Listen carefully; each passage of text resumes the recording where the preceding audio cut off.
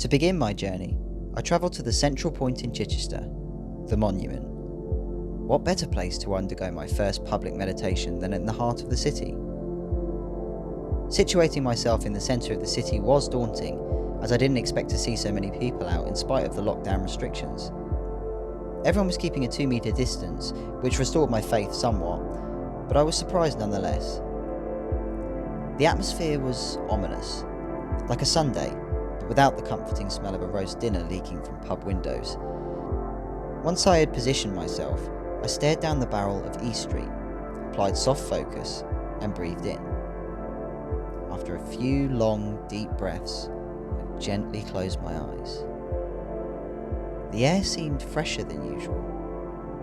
The absence of fried food and cigarette smoke proved soothing at first, but I've lived long enough to know that things that good rarely last for longer than a brief moment.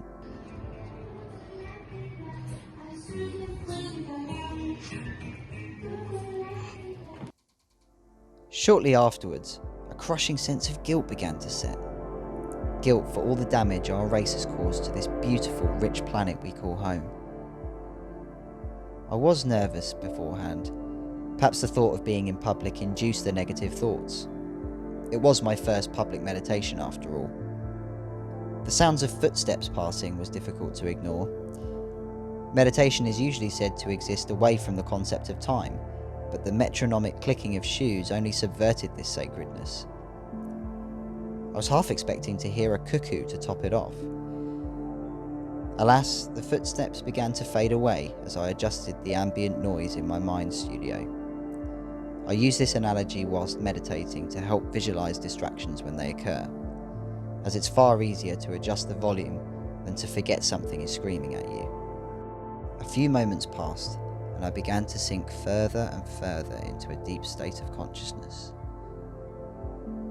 Just as I was about to begin my mantra, I heard the creeping sound of tyres moving on the paving slabs. Cars aren't permitted in the centre, I thought, so this could only mean one thing. Suddenly, the calm I was experiencing quickly transformed into worry and anxiety. My eyelids began to flicker and resistance grew. The tension I had relieved began to resurface at the base of my spine before shooting upwards and resting at my shoulders. My eyes opened as though waking from a nightmare, only for my suspicions to be confirmed. The car stopped and paused for a moment before continuing its patrol. I was a prisoner peering through a one-way mirror, like being suffocated by a ghost.